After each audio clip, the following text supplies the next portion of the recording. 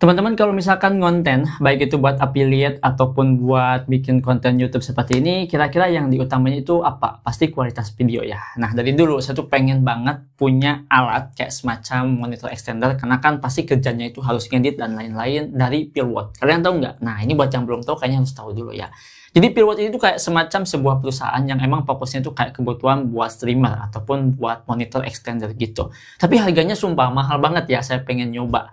Tapi di sini karena kan Peerword itu kebutuhannya buat streamer, jadi saya lagi nyoba ini teman-teman ya. Nah, saya lagi nyoba mic ini dan hampir beberapa minggu ke belakang itu kalau misalkan teman-teman sering nonton di channel YouTube saya tuh selalu pakai nih mic Peerword ini ya. Karena ini saya sengaja beli ini, apalagi konsepnya itu kayak semacam konsep podcast ya. Siapa tahu mungkin kedepannya channel itu bisa lebih menambah wawasan, lebih menambah ilmu, lebih manfaat juga buat teman-teman.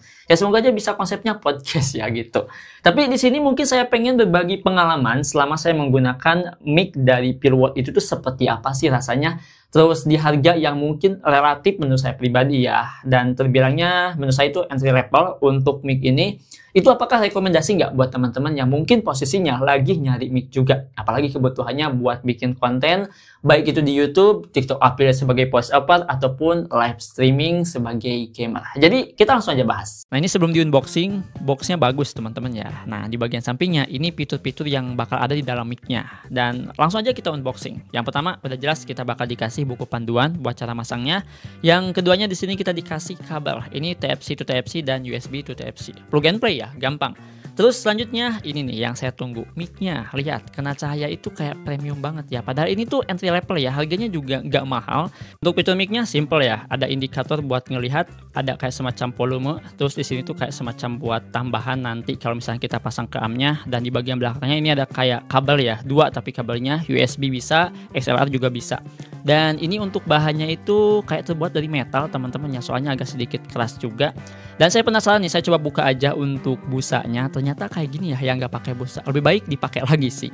Dan yang terakhir di sini kita dapat apa? Dapat nih tali buat kabel nanti, dan terakhir dapat ampnya. Nah ini teman-teman ya, lumayan lah ya. Segini juga udah worth it buat bikin konten. Itu contohnya mau podcast ataupun buat live streaming juga udah oke. Untuk tahap pemasangannya gampang sebetulnya. Yang penting di awal jangan pasang dulu mic sih kalau saya pribadi. Dan mungkin buat teman-teman yang masih bingung bisa baca aja buku panduan. Nah ini salah satu contoh saya lagi masang amp plus nanti ke mic-nya. Dan ini setelah dipasang teman-teman kurang lebihnya seperti ini. Dan ini saya belum coba untuk colokin kabelnya. Kalau misalkan dicolokin udah cakep. Nah itu mungkin sedikit ya cara pemasangannya. Kalian bisa cek aja di bagian buku panduan. Oh iya, ini tuh ada RGB-nya. Jadi RGB-nya itu bisa berubah kalau misalkan kita atur di bagian volume. Nah contohnya itu seperti ini. Dan ternyata berpengaruh ya ke noise teman-teman ya. Jadi kalian nanti bakal bisa setting sendiri lah.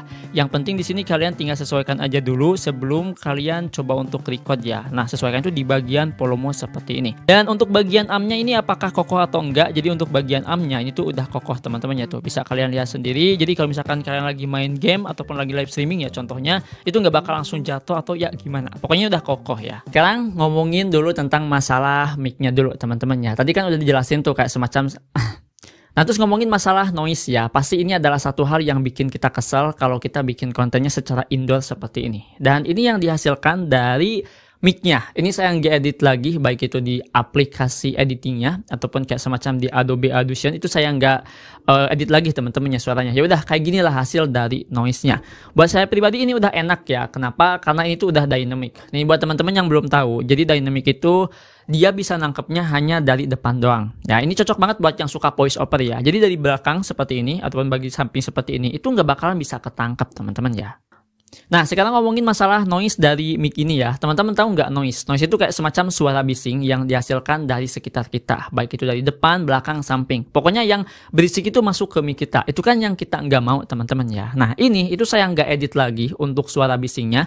Nggak diatur lagi. Ya udah langsung aja upload ke channel YouTube saya. Dan ini adalah hasilnya. Kenapa saya nggak edit lagi? Karena untuk rasio sinyal noise-nya ini bisa nyampe di angka 95 dB. Jadi udah disesuaiin aja teman-teman ya menurut saya pribadi. Udah enak sih kalau misalkan suaranya seperti ini. Nah jadi buat yang belum tahu juga nih, mic ini itu sebetulnya dynamic teman-teman ya. Yang dimana nangkapnya itu dari depan. Kayak gini ya contohnya. Jadi kalau misalkan saya ngomong depan seperti ini, itu suaranya jelas. Ya kalau misalkan saya sedikit mundur seperti ini, mungkin suaranya gimana? Ya agak sedikit kurang jelas ya. Ataupun dari samping seperti ini, ataupun dari sini ya, ataupun dari belakang kayak gini teman-teman. Gimana? Udah kedengeran ya? Nah, jadi mungkin buat teman-teman yang posisinya sebagai konten kreator yang fokusnya yang nggak pakai wajah ya pastinya, baik itu konten YouTube ataupun konten dubbing affiliate, intinya yang voice over lah. Kayaknya cocok banget pakai mic yang dynamic seperti ini. Apalagi untuk noise-nya ini bisa mengurangi kebisingan yang tadi saya sebutkan sampai 95 dB. Oh iya, untuk masalah warna, jadi untuk mic ini itu ada 3 warna. Yang pertama ada warna putih, yang keduanya ada warna hitam, dan satunya lagi ada warna pink. Tinggal disesuaikan aja, saya lebih suka warna hitam ya, karena warnanya itu elegan, metalik, teman-teman ya, keren lah. Karena saya suka dengan desain-desain hitam seperti ini. Dan kayaknya untuk review ataupun untuk pengalaman saya menggunakan mic ini tuh udah dirasa cukup teman-teman ya. Ya intinya sih gini, kalau misalkan kita lagi nyari mic yang mungkin, kita punya budget di angka 1 jutaan. Kira-kira mic yang kayak gimana? Apakah kita harus ngumpulin dulu budget yang mungkin lebih wah agar bisa kebeli mic yang paling kita butuhkan. Contohnya kayak semacam mic sebelah ya. Itu kan pasti harganya di angka 2 jutaan. Nah, kita cuma punya budgetnya 1,5 juta. Apakah bakal dapat mic yang mungkin sangat cocok buat bikin konten, apalagi kontennya di dalam ruangan dan suara bisingnya itu kecil. Dan menurut saya pribadi, orang yang beli mic sampai jutaan itu pasti nyari kebisingannya yang kecil, teman-teman ya. Suara noise-nya itu emang nggak bener-bener nangkep meskipun di samping di luar itu berisik gitu ya. Dan itu yang dicari. Dan menurut saya pribadi kayaknya ini udah jadi rekomendasi sih, apalagi modelannya itu yang kayak gini ya, yang kayak semacam podcast. Buat yang suka main game juga lebih enak ya, soalnya kan kita nggak harus pegang di bawah teman-teman ya. Jadi udah ada stand-nya seperti ini. Dan kalau misalkan kita mau coba untuk gerakin juga ya udah, tinggal gerakin aja kayak gitu. Jadi lebih simpel dan lebih gampang teman-teman ya. Jadi mungkin di sini buat teman-teman yang butuh mic ya, mungkin rekomendasi saya bisa coba yang konsepnya ala-ala pengen podcast gitu ataupun ala-ala buat live streaming. Ini udah jadi rekomendasi. Nah, buat yang mau beli bisa langsung cek aja di deskripsi video ini. Dan itu saja mungkin ya teman-teman di video kali ini. Semoga ini bisa bermanfaat dan bisa berguna, karena saya yakin sih teman-teman yang posisinya sebagai content creator ataupun sebagai dubber ataupun sebagai voice over pasti butuh banget sama mic yang modelan seperti ini. Oke, itu saja mungkin ya di video ini. Semoga bisa membantu. Kalau misalkan punya pertanyaan dan punya pendapat lain, tulis di kolom komentar. Dan wassalamualaikum warahmatullahi wabarakatuh.